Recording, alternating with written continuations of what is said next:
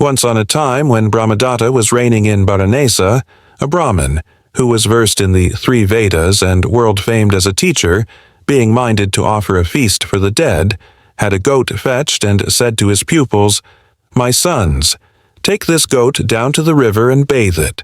Then hang a garland round its neck, give it a pottle of grain to eat, groom it a bit, and bring it back."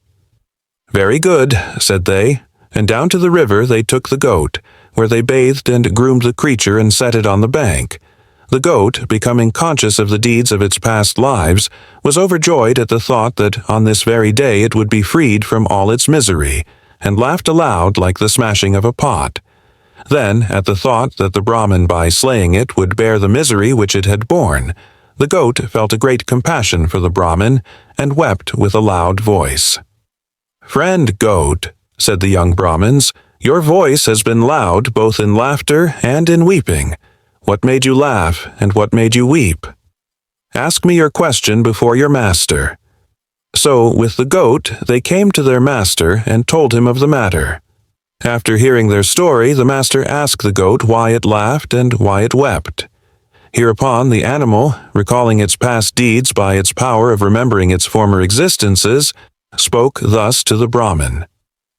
"In times past, Brahmin, I, like you, was a Brahmin versed in the mystic texts of the Vedas, and I, to offer a feast for the dead, killed a goat for my offering.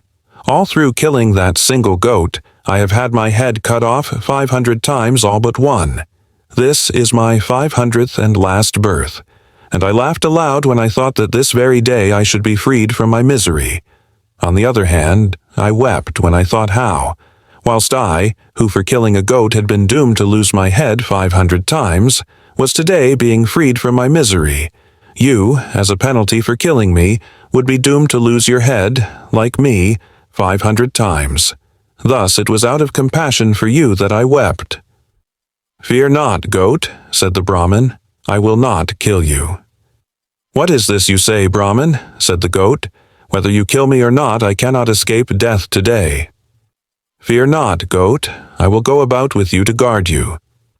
Weak is your protection, Brahmin, and strong is the force of my evil doing." Setting the goat at liberty, the Brahmin said to his disciples, "Let us not allow anyone to kill this goat," and, accompanied by the young men, he followed the animal closely about. The moment the goat was set free, it reached out its neck to browse on the leaves of a bush growing near the top of a rock. And that very instant a thunderbolt struck the rock, rending off a mass which hit the goat on the outstretched neck and tore off its head, and people came crowding round. In those days the Bodhisattva had been born a tree fairy in that self-same spot. By his supernatural powers he now seated himself cross-legged in mid-air while all the crowd looked on, thinking to himself, "If these creatures only knew the fruit of evil doing, perhaps they would desist from killing." In his sweet voice he taught them the truth in this stanza. If folk but knew the penalty would be birth unto sorrow, living things would cease from taking life.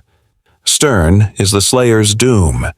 Thus did the great being preach the truth, scaring his hearers with the fear of hell, and the people, hearing him, were so terrified at the fear of hell that they left off taking life.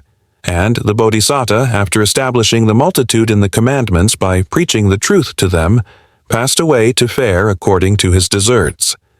The people, too, remained steadfast in the teaching of the Bodhisattva, and spent their lives in charity and other good works, so that in the end they thronged the city of the Devas.